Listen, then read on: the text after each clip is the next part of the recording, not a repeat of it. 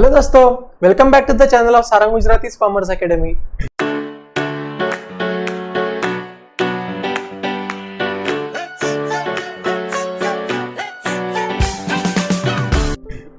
कैसे हो आप लोग? आई होप आप सब लोग बहुत अच्छे होंगे। तो दोस्तों, अभी तक मैंने आपके 11th स्टैंडर्ड के अकाउंट्स के 8 लेक्चर अपलोड किए। आई होप अपने सभी लेक्चर्स पक्का देखा होगा। दोस्तों, तो जो भी अपना लेक्चर नंबर 8 था, तो वहां पे मैंने आपके साथ डिस्कस किया था कि कैपिटल मतलब क्या होता है, उसको अपन ओनर्स इक्विटी या नेटवर्थ भी बोलने के साथ साथ में वहां पे मैंने आपको डिस्कस किया था कि अकाउंटिंग क्या होता है, अकाउंटिंग कॉन्सेप्ट क्या होता है, अकाउंटिंग कन्वेंशन क्या होता है और अकाउंटिंग प्रिंसिपल क्या होता है। तो ये सभी चीजों के डिस्कशन हमने लास्ट लेक्चर में बहुत ही डीप तरीके में देखा था। आई होप आपने वो लेक्चर पक्का देखा होगा। अभी दोस्तों, आज का जो भी लेक्चर होगा ना, तो आज के लेक्चर से आपके जो भी अकाउंटिंग कॉन्सेप्ट्स होते हैं, तो आज से हम ये अकाउंटिंग कॉन्सेप्ट्स कौन से होते हैं और हर एक अकाउंटिंग कॉन्सेप्ट हमको क्या क्या चीजें बताना चाहता है, ये सभी चीजों के बारे में आज अपन डिस्कस करने वाले। तो टोटल मिला के दोस्तों, यहाँ पे आपके सिलेबस में आपको 12 प्रकार के अकाउंटिंग कॉन्सेप्ट्स पढ़ने हैं, जिसमें से आज के लेक्चर में अपन 2 या 3 अकाउंटिंग कॉन्सेप्ट जो स्टार्टिंग के दिए वो पढ़ लेंगे और बाकी के जो भी अकाउंटिंग कॉन्सेप्ट्स है वो आने वाले लेक्चर्स में हम देख लेंगे। अभी सबसे पहला और सबसे इंपॉर्टेंट यहाँ पे आपका अकाउंटिंग कॉन्सेप्ट आ रहा है दोस्तों, जिसका नाम है बिजनेस एंटिटी कॉन्सेप्ट। ठीक है, अभी ध्यान देना, मतलब क्या, देखो दोस्तों, बिजनेस एंटिटी कॉन्सेप्ट आपको क्या बोलता है अच्छे से समझ लो।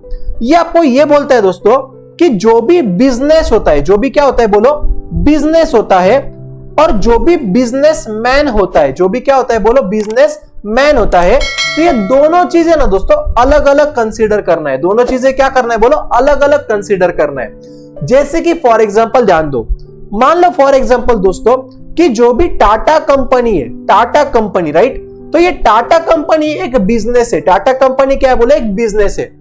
और फॉर एग्जांपल दोस्तों, टाटा कंपनी के जो भी ओनर या मालिक है वो कौन है बोलो, रतन टाटा जी है। वो कौन है बोलो, रतन टाटा जी, राइट। तो बिजनेस एंटिटी कॉन्सेप्ट हमको ये बोलता है दोस्तों कि जो भी आपका टाटा कंपनी ना, ये टाटा कंपनी और रतन टाटा, ये दोनों को एक ट्रीट नहीं करना है, दोनों को क्या करना है, आपको अलग अलग ट्रीट करना है। मतलब जब भी आप अकाउंटिंग करोगे ना, तो हमेशा रखना, आप अकाउंटिंग हमेशा दोस्तों बिजनेस के बुक में करते हो। अकाउंटिंग किसके बुक में करते हो बोलो, हम हमेशा बिजनेस के बुक में करते, बिजनेसमैन के बुक में अपन कभी भी अकाउंटिंग करते नहीं है। समझ रहे हो क्या? तो अभी ध्यान देना, तो जब भी दोस्तों कोई भी ओनर बोलो या मालिक बोलो या प्रोप्राइटर बोलो, उसके बिजनेस के अंदर है ना, कोई ना कोई कैपिटल लाएगा कि नहीं लाएगा। जब भी मैंने आपको बोला था कि अगर किसी भी पर्सन को अगर बिजनेस स्टार्ट करना होता है, तो वो टाइम पे उसको कुछ ना कुछ पैसा अपने बिजनेस में इन्वेस्ट करना होता है। बोला था कि नहीं बोला था बोलो?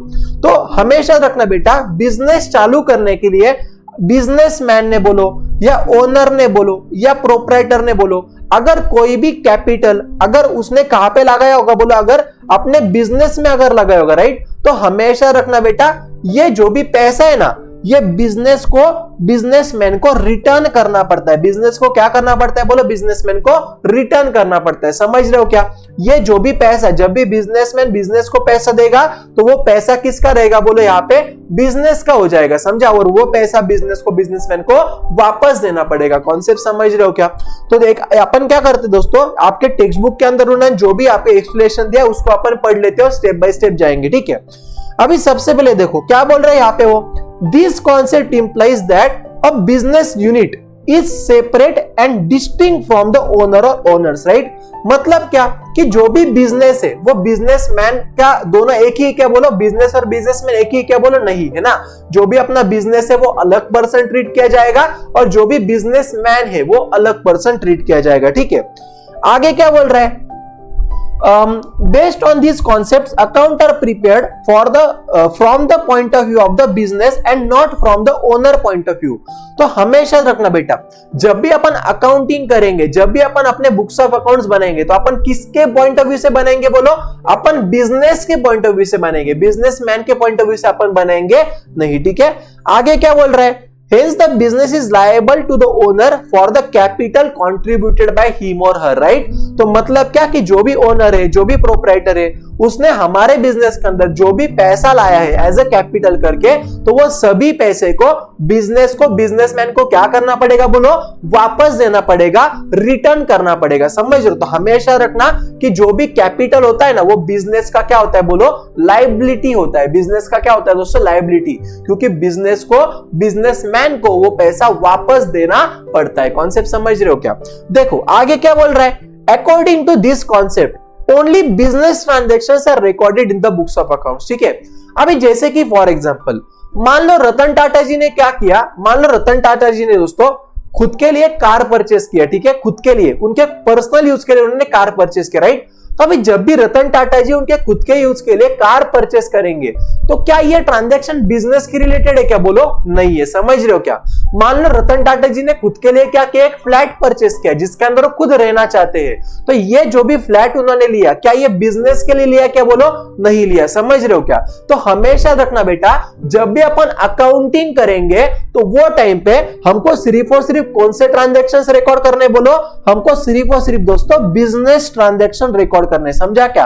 अगर वो ट्रांजैक्शन अगर पर्सनल ट्रांजैक्शन होगा जिसका बिजनेस का कोई भी संबंध नहीं है, तो पर्सनल ट्रांजैक्शन को आप रिकॉर्ड करेंगे क्या बोलो, नहीं करेंगे। ठीक है ना? तो आई होप आपको अभी तक जो भी मैंने सिखाया आपको सब कुछ समझा होगा। ठीक है, देखो आगे क्या बोल रहा है, but their transactions with the business such as capital contributed to the business or cash withdrawn from the business for the personal use will be recorded in the books of accounts। अभी ध्यान देना, मतलब क्या, देखो दोस्तों बात बड़ी simple है। जैसे कि फॉर एग्जांपल मान लो कि मैं सारंग गुजराती, राइट, तो मैंने क्या किया, फॉर एग्जांपल अपना जो भी यहाँ पे सारंग गुजराती कॉमर्स एकेडमी, बराबर है क्या नहीं, तो ये इसको अपन प्यार से HGCA बोलते। ठीक है, तो ये HGCA चालू करने के लिए मान लो फॉर एग्जांपल दोस्तों सारंग सर ने क्या किया, सारंग सर ने मान लो 50 लाख रुपीस इन्वेस्ट किया for the starting for what बोलो, HGCA चालू करने के लिए सारंग सर ने कितना पैसा लगाया बोलो, 50 लाख रुपए सारंग सर ने वहां पे इन्वेस्ट किया, राइट। लेकिन फॉर एग्जांपल मान लो कल जाके मान लो मुझे कुछ मेडिकल इमरजेंसी आती है, और वो टाइम पे क्या हुआ, मान लो ये जो भी 50 लाख मैंने बिजनेस में लगाया ना, तो ये 50 लाख रुपए में से मैंने क्या किया दोस्तों, 2 लाख रुपए मैंने निकाला मेरे बिजनेस में से। समझा क्या? और ये 2 लाख रुपए मैंने क्यों निकाला, मेरे यूज के लिए निकाला। समझ रहे हो? तो हमेशा रखना बेटा, जब भी कोई भी ओनर उसके बिजनेस अगर कैपिटल लगा रहा है या उसके बिजनेस में से अगर कुछ पैसा पर्सनल यूज के लिए अगर विड्रॉ कर रहा है, समझा, तो ये दोनों जो भी ट्रांजैक्शन है ना बेटा, ये दोनों को अपन अपने बिजनेस के बुक्स ऑफ अकाउंट्स में रिकॉर्ड करेंगे। क्यों? क्योंकि सीधी बात है ना यार, कि जब भी बिजनेसमैन ने या जब भी सारंग सर ने HGCA में 50 लाख रुपए लगाया, राइट, तभी HGCA में मैंने एंट्री किया होगा कि नहीं किया होगा बोलो, कि सारंग सर ने HGCA में कैपिटल लगाया करके एंट्री किया होगा। समझ रहे हो? तो वैसा ही दोस्तों जब भी सारंग सर उनके बिजनेस में से पैसा निकालेंगे तो उसका भी हमको रिकॉर्डिंग करना पड़ेगा। समझ रहे हो? तो हमेशा रखना बेटा, अगर हमारे बिजनेस में से अगर क्या होता है बोलो, अगर कुछ ड्राइंग्स होता है, अगर कुछ क्या होता है बोलो, ड्राइंग्स होता है, या मान लो अगर कोई ओनर अगर कुछ एडिशनल कैपिटल अगर हमारे बिजनेस में अगर लगाता है, समझ रहे हो क्या, तो ये सभी चीजों का रिकॉर्डिंग हमको बिजनेस में करना है क्या बोलो, करना है। आई होप आपको कॉन्सेप्ट टकाटक समझता होगा। ठीक है, आगे क्या बोल रहा है, it implies that the business itself owns the asset and owns liability। मतलब ध्यान दो, देखो दोस्तों फॉर एग्जांपल ध्यान दो, मान लो मैंने क्या किया, मैंने मेरे बिजनेस में दोस्तों फॉर एग्जांपल 50 लाख रुपीस लगाए। ठीक है, और ये 50 लाख में मैंने क्या किया, फॉर एग्जांपल मैंने प्रोजेक्टर परचेस किया। ठीक है, अपने क्लास के लिए मैंने प्रोजेक्टर परचेस किया, अपने क्लास के लिए मान लो मैंने लैपटॉप वगैरह परचेस किए, अपने क्लास के लिए मान लो मैंने अलग अलग पीसी वगैरह परचेस किया, मैंने क्लास के लिए मान लो कैमरे वगैरह परचेस किए। ठीक है, तो अभी ध्यान देना, तो यहाँ पे 50 लाख क्या हो गया बोलो, बिजनेस का कैपिटल हो गया बेटा। 50 लाख क्या हो गया बोलो, कैपिटल हो गया, बराबर है क्या नहीं। और ये जो भी मैंने आपको चीज बोली, projector, laptop, PC, camera, right, ये हमारे बिजनेस के क्या हो गए बेटा, एसेट्स हो गए। समझा? तो वो क्या बोल रहे हैं मालूम है क्या, कि ये जो भी एसेट्स है ना, ये एसेट्स सारंग सर के नहीं माने जाएंगे। एसेट्स किसके माने जाएंगे बोलो, HGCA के माने जाएंगे। समझ रहे हो क्या? तो हमेशा रखना बेटा, बिजनेस के अंदर जो भी एसेट्स होंगे या जो भी लायबिलिटीज होगा वो किसका माना जाएगा, तो वो माना जाएगा दोस्तों बिजनेस का। किसका माना जाएगा बोलो? बिजनेस का माना जाएगा। हमने अपने बिजनेस के अंदर जो भी एसेट्स है, जो भी लायबिलिटीज है, वो सब पे किसका अधिकार रहेगा बोलो? बिजनेस का अधिकार रहेगा। सबके ऊपर किसका रिस्पॉन्सिबिलिटी रहेगा बोलो? बिजनेस का रिस्पॉन्सिबिलिटी रहेगा। वहां पे ओनर का कोई भी संबंध है क्या बोलो? नहीं है। सिर्फ याद रखना दोस्तों, ओनर का रोल कहां तक आता है? तो जब ओनर अपने बिजनेस में कैपिटल लगाता है तो बस उतना ही ओनर का रोल आता है, उससे ज्यादा ओनर का कोई रोल है क्या बोलो? कोई रोल नहीं है, ठीक है ना। चलो अभी देखो जल्दी से आगे क्या बोल रहा है वो, प्लीज कॉन्सेंट्रेट करना। यहाँ पे उन्होंने आगे दिया दोस्तों, जैसे कि for example half of the building is used for the office business and other half of the building is used for the residence of the proprietor. समझ रहे हो? और आगे क्या बोल रहा है? If the total rent of building is 50,000। अभी सीधी बातें ध्यान दो। जैसे कि फॉर एग्जांपल मान लो मैंने क्या किया, 4 फ्लोर का बिल्डिंग मैंने खुद के लिए परचेस किया, सॉरी मैंने रेंट पे लिया, ठीक है। और वो जो भी 4 फ्लोर का बिल्डिंग है ना, मान लो उसमें से 2 फ्लोर में क्या कर रहा हूं? बिजनेस के लिए यूज कर रहा हूं। मान लो वहां पे मैं क्लासेस ले रहा हूं, और जो भी 2 फ्लोर है ना, वहां पे मान लो मैं खुद रह रहा हूं, मेरे फैमिली को वहां पे रुकवा रहा हूं, ठीक है। तो यहाँ पे वो बिल्डिंग का मैं टोटल रेंट दे रहा हूं 50,000। अभी आप मुझे बोलो ना कि जो भी 4 फ्लोर का बिल्डिंग है उसमें से क्या पूरा का पूरा बिल्डिंग में बिजनेस के लिए यूज कर रहा हूं क्या? बोलो नहीं कर रहा हूं। मतलब दोस्तों मैं 50,000 में से अगर मैं हाफ बिल्डिंग को अगर यूज कर रहा हूं तो मैं मेरे बिजनेस का हाफ ही एक्सपेंडिचर क्या करूंगा बोलो? एज अ बिजनेस एक्सपेंडिचर करके ट्रीट करूंगा। समझ रहे हो क्या? मतलब 50,000 में से दोस्तों सिर्फ मैं 25,000 ही क्या करूंगा मालूम है क्या? 25,000 ही में मेरे बिजनेस का एक्सपेंडिचर ऐसे बताऊंगा, और बाकी का जो भी 25,000 है ना, वो मैंने खुद के लिए यूज कर रहा हूं क्योंकि वहां पे मैं खुद रह रहा हूं। तो वो जो भी ना वो मेरा ड्रॉइंग माना जाएगा, ठीक है। तो in short business entity concept आपको बस यही बोलता है कि बाबा जब भी आप अकाउंटिंग करोगे तो आपको अकाउंटिंग हमेशा किसके पॉइंट ऑफ व्यू से करना है बोलो? बिजनेस के पॉइंट ऑफ व्यू से करना है, बिजनेसमैन के पॉइंट ऑफ व्यू से करना नहीं है। बिजनेस और बिजनेसमैन दोनों अलग अलग पर्सन माने जाएंगे। सिर्फ बिजनेस के अंदर अगर बिजनेसमैन ने कैपिटल लगाया होगा या ड्राइंग किया होगा, वही केस में अपन ये ट्रांजैक्शन बिजनेस के बुक में रिकॉर्ड करेंगे। अदरवाइज कोई भी पर्सनल ट्रांजैक्शन हमारे बिजनेस के अंदर रिकॉर्ड होगा नहीं। आई होप आपको कॉन्सेप्ट टकाटक समझा होगा। मुझे कमेंट में पक्का बताना कि क्या आपको बिजनेस एंटिटी कॉन्सेप्ट समझा या नहीं समझा, और आपको समझा तो कितने अच्छे समझा, ठीक है। अभी दूसरा है दोस्तों यहाँ पे आपका मनी मेजरमेंट कॉन्सेप्ट। क्या बोले यहाँ पे? आपका मनी मेजरमेंट कॉन्सेप्ट। अब ये कॉन्सेप्ट बड़ा प्यारा कॉन्सेप्ट है, ध्यान दो। देखो दोस्तों मनी मेजरमेंट कॉन्सेप्ट आपको क्या बोलता है मालूम है क्या? कि अपने बिजनेस के अंदर अपन ने सिर्फ वही ट्रांजैक्शन को रिकॉर्ड करना चाहिए, वही ट्रांजैक्शन को अपन ने मेंशन करना चाहिए अपने बुक्स ऑफ अकाउंट्स में, जो चीजें हम पैसे में एक्सप्रेस कर सकते हैं। जिसको अपन कैसे एक्सप्रेस कर सकते हैं बोलो? मनी में एक्सप्रेस कर सकते हैं। समझ रहे हो क्या? अभी जैसे कि फॉर एग्जांपल मान लो दोस्तों, अगर मैं बोलता हूं कि अब मेरे बिजनेस में ना यहाँ पे जो भी एटमॉस्फेयर है ना बहुत भारी है, अपने यहाँ पे जो भी एम्प्लॉइज वगैरह दोस्तों वो सभी लोगों को बहुत प्रॉपर वर्किंग कंडीशन है, तो ये मैं ये बोल सकता हूं क्या बोलो कि यहाँ पे मेरे लोगों के लिए कितने अमाउंट का अच्छा है बोलो? नहीं है। समझ रहे हो? तो इतना ही याद रखना दोस्तों, मनी मेजरमेंट मतलब क्या कि हमको हमारे बिजनेस में सिर्फ वही ट्रांजैक्शंस को रिकॉर्ड करना है जिसको मैं किस में एक्सप्रेस कर सकता हूं बोलो? मनी में एक्सप्रेस कर सकता हूं। जिसको मैं किस में एक्सप्रेस कर सकता हूं बोलो? मनी में। अगर वो ट्रांजैक्शन को अगर मैं मनी में एक्सप्रेस नहीं कर पाऊंगा तो वो ट्रांजैक्शन को मुझे मेरे बुक्स ऑफ अकाउंट्स में या मेरे बिजनेस में रिकॉर्ड करना है क्या बोलो? नहीं करना है, ठीक है। चलो तो देखो यहाँ पे क्या बोल रहे हैं जल्दी से। This concept implies only those transactions which can be expressed in the terms of money, मतलब क्या पैसे में एक्सप्रेस हो रहे, are to be क्या बोल रहे? recorded in the books of accounts, right?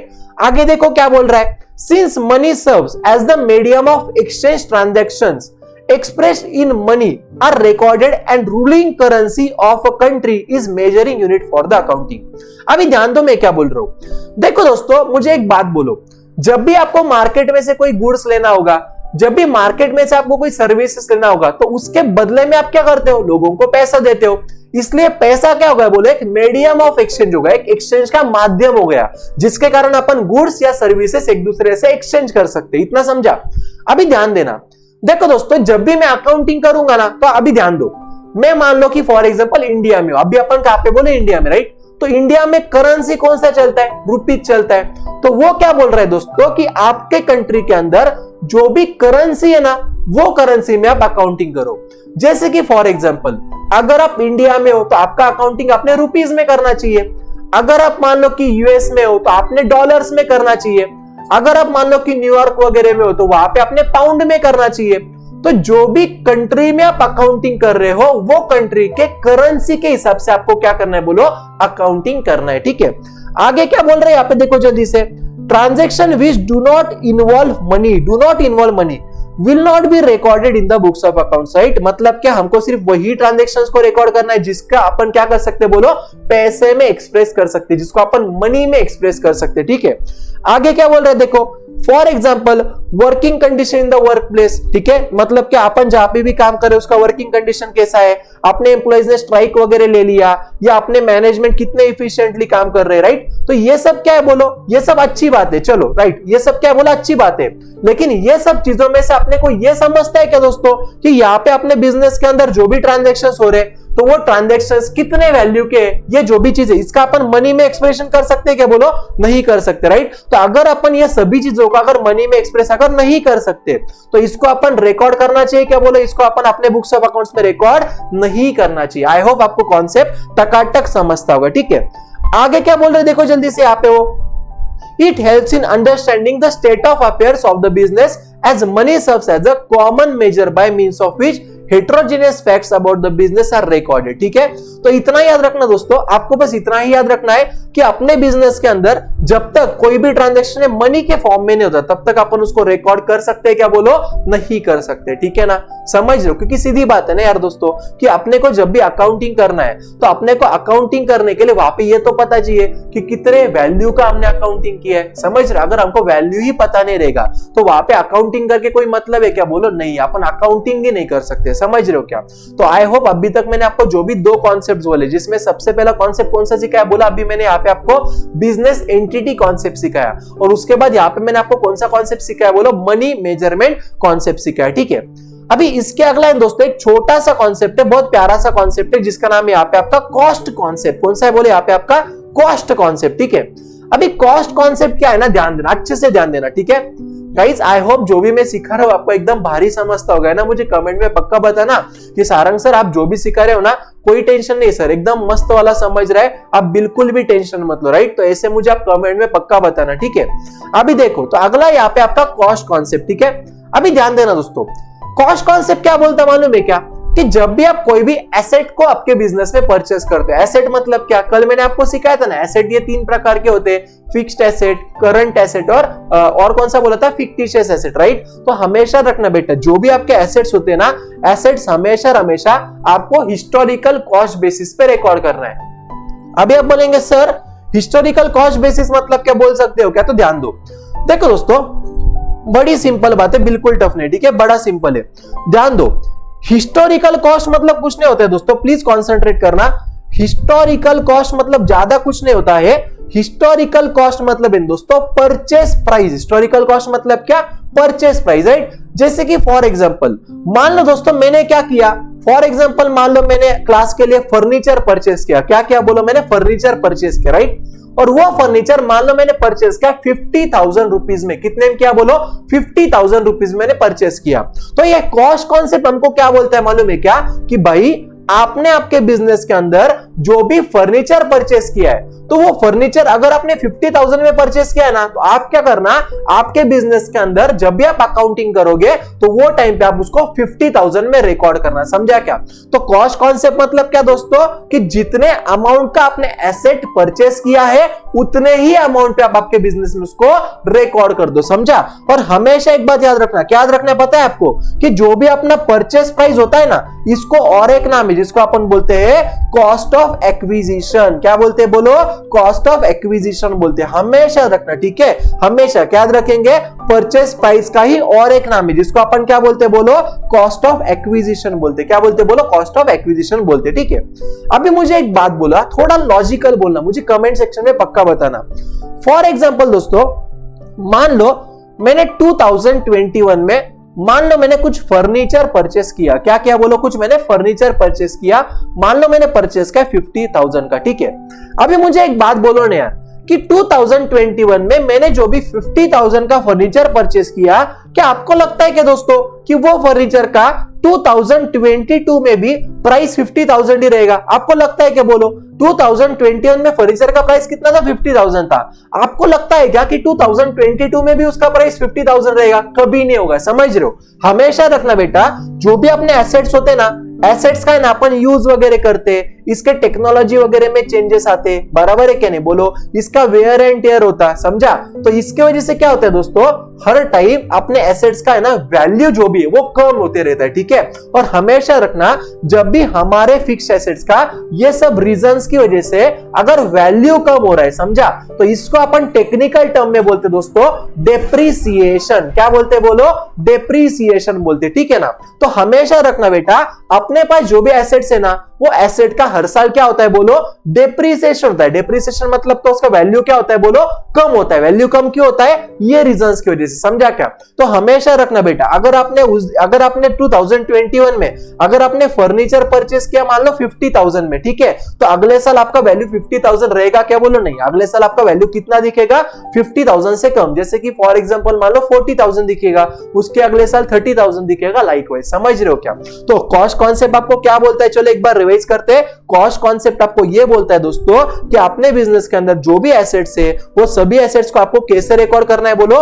Historical cost पे। हिस्टोरिकल कॉस्ट मतलब क्या? परचेस प्राइस, मतलब ही कॉस्ट ऑफ एक्विजिशन पे आपको रिकॉर्ड करना है। और उसके अगले साल क्या होगा? फिर एसेट का वैल्यू जो भी है वो आपका डेप्रिशिएट होता रहेगा, डिमिनिश होता रहेगा। आई होप आपको कॉन्सेप्ट बहुत अच्छे से समझता होगा, ठीक है ना दोस्तों? तो मुझे कमेंट में जल्दी से बताओ कि जो भी मैंने अभी तक आपको बोला है क्या आपको टकाटक समझा है क्या दोस्तों? फटाक करके मुझे बोलो, ठीक है?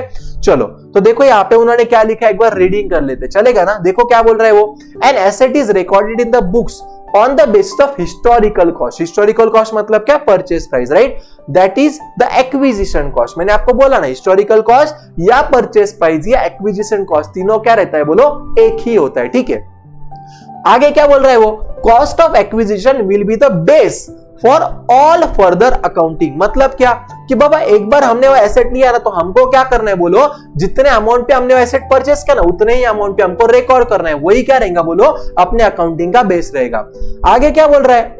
It doesn't mean that asset will always be shown at a cost. मैंने आपको बोला ना, क्योंकि जब भी अपन हर साल एसेट को यूज करेंगे तो हर साल एसेट क्या होगा? बोला अपना डेप्रीशिएट होगा। हर साल अपना एसेट क्या होगा? बोलो। डेप्रीशिएट। उसका वैल्यू हमेशा चेंज होते रहेगा।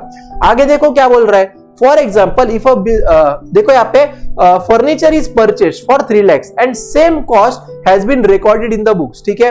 तो सीधी बात है ना यार दोस्तों कि जब भी मैं फर्नीचर मान लो मैंने यहाँ पे 3 लाख अगर परचेस कर, तो मेरे बुक्स में मैं कितने का रिकॉर्ड करूंगा? 3 लाख का।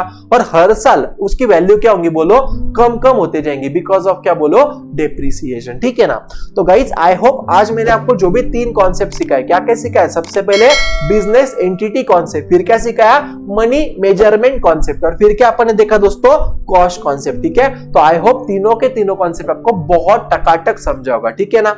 तो गाइज अगर वीडियो अच्छा लगा होगा तो प्लीज वीडियो को पक्का लाइक करना।